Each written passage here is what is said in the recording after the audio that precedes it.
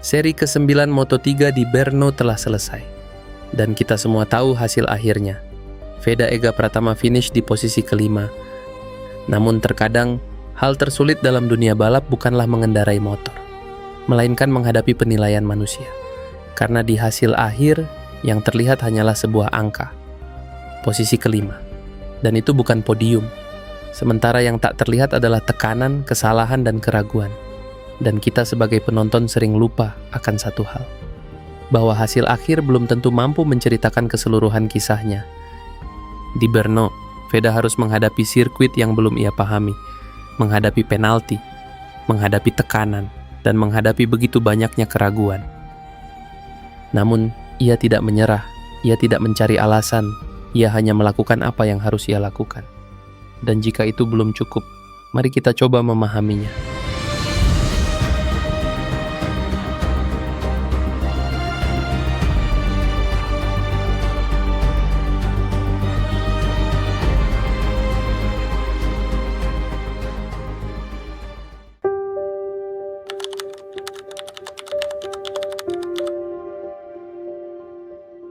Brno bukanlah sirkuit yang mudah. Lintasannya panjang, naik turun, penuh tikungan cepat yang menuntut keberanian dan presisi dalam waktu yang bersamaan. Dan bagi Veda Ega Pratama, ini bukan sirkuit yang langsung bisa dipahami dalam satu malam.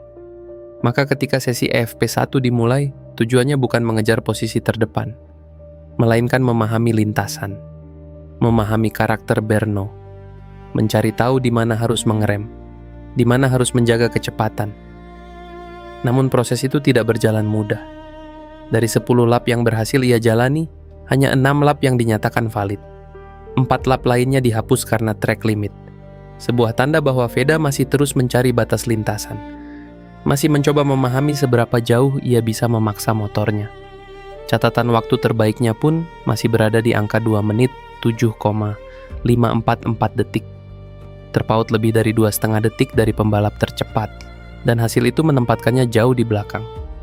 Posisi ke-22, jauh dari harapan. Dan seperti biasa, pertanyaan mulai bermunculan. Kenapa Veda selalu terlihat kesulitan di awal pekan? Kenapa tidak langsung cepat sejak sesi pertama? Namun disinilah kita perlu memahami satu hal.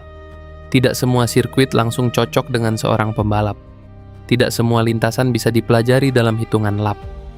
Karena sebelumnya di Thailand, Brasil, Prancis, dan di Hungaria, Veda mampu tampil kompetitif sejak awal akhir pekan.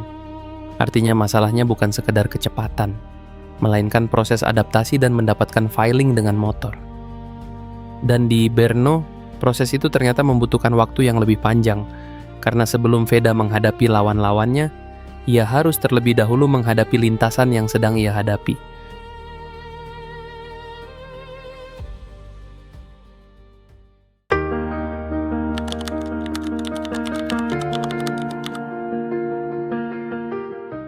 Setelah sesi latihan pertama yang sulit, Veda kembali ke lintasan pada sesi praktis.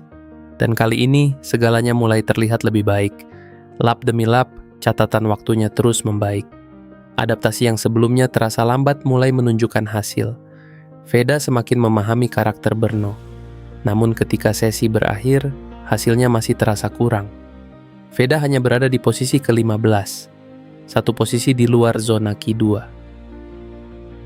Tetapi beberapa saat setelah sesi selesai, sebuah keputusan diumumkan.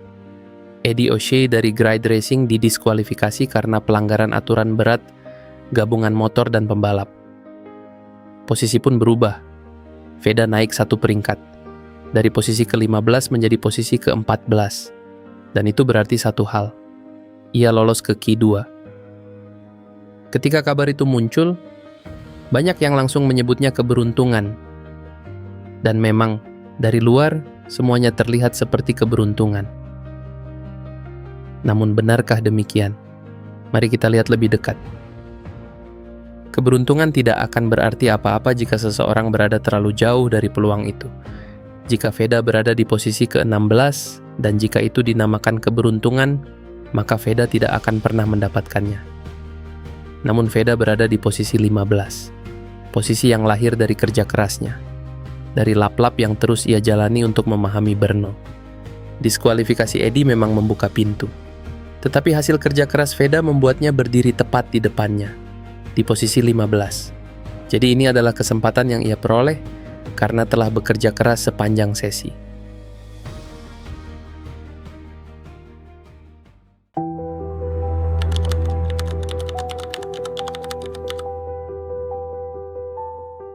Hari Sabtu tiba, dan Veda mulai menunjukkan sesuatu yang menjanjikan.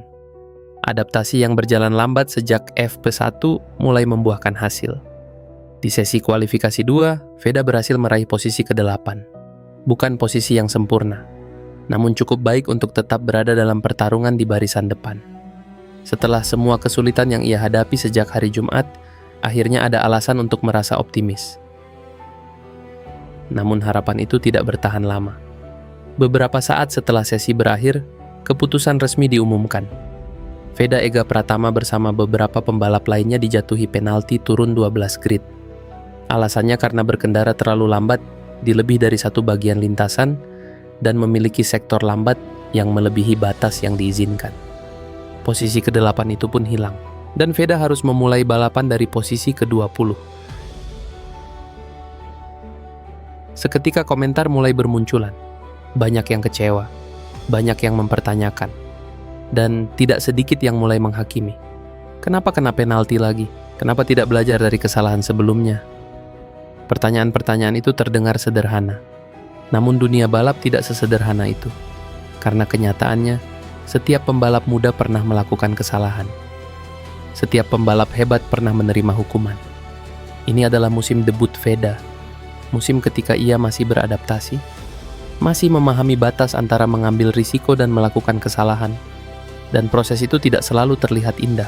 Kadang ia datang dalam bentuk kegagalan. Kadang ia datang dalam bentuk penalti. Dan kadang ia datang dalam bentuk pelajaran yang harus dibayar dengan mahal. Namun tidak ada pembalap yang menjadi lebih baik tanpa melewati proses tersebut.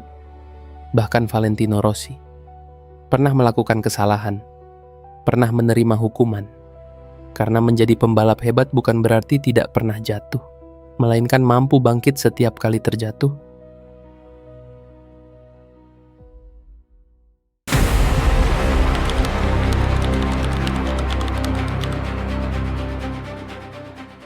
Hari Minggu akhirnya tiba. Veda Ega Pratama harus memulai balapan dari posisi ke-20. 12 posisi yang harus ia rebut kembali. Dan di depannya berdiri 19 pembalap yang memiliki tujuan yang sama. Ketika lampu start padam, Veda langsung tampil agresif. Start yang luar biasa membawanya melesat melewati banyak pembalap. Bahkan sebelum tikungan pertama selesai dilalui, ia sudah berada di posisi ke-11. 9 posisi berhasil direbut hanya dalam beberapa detik. Namun Veda belum selesai. Lap pertama berakhir. Posisi ke-9. Lap kedua. Posisi ke-7.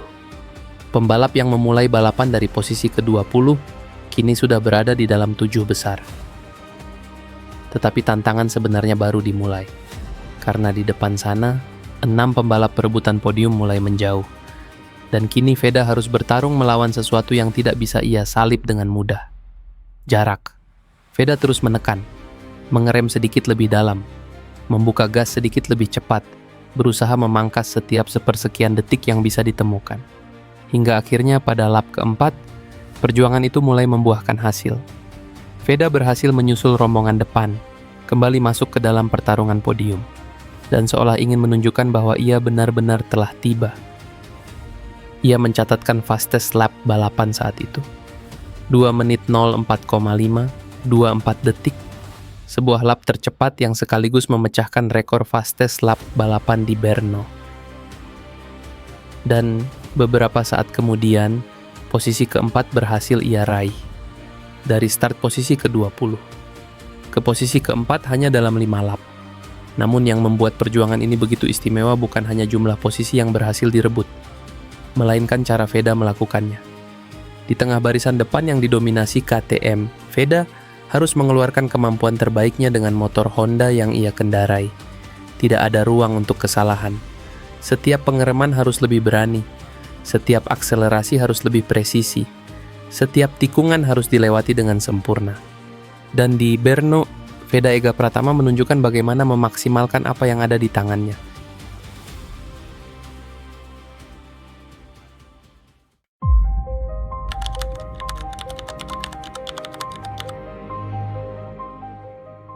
Namun balapan belum selesai, karena setelah bergabung dengan grup depan, Veda kini menghadapi tantangan yang berbeda.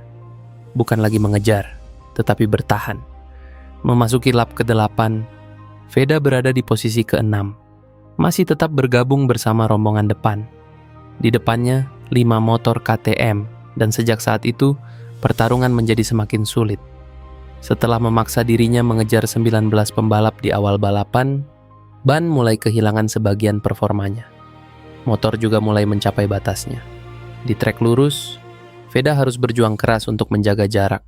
Motor-motor KTM di depannya mampu menciptakan sedikit jarak. Namun setiap kali memasuki tikungan, Veda mengerem lebih dalam, memilih racing line dengan lebih presisi, memaksimalkan setiap tikungan yang ada.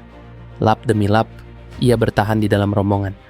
Bukan karena situasi menguntungkan, tetapi karena ia menolak kehilangan posisi. Dan ketika balapan memasuki 2 lap terakhir, kesempatan kembali datang. Veda kembali menyerang. Dari posisi ke-6, ia berhasil merebut posisi ke-4. Sekali lagi, ia berada di tengah pertarungan 5 KTM di barisan depan. Namun 1 lap terakhir selalu memiliki cerita berbeda. Tekanan mencapai puncaknya, semua pembalap memberikan segalanya. Dan setelah pertarungan panjang, Veda akhirnya menyelesaikan balapan di posisi ke-5. Sebuah hasil yang tidak datang dengan mudah, dan mungkin yang paling penting saat ini bukan seberapa cepat dia mendapatkan podium, tetapi seberapa kuat fondasi yang ia bangun untuk mencapainya. Dan di Brno, Veda tidak meminta jalan yang sulit, tetapi ia mendapatkannya. Dan posisi ke-5 itu adalah hasil dari perjuangan Veda melawan segalanya. Melawan jarak, melawan motor, melawan ban, dan melawan batas dirinya sendiri.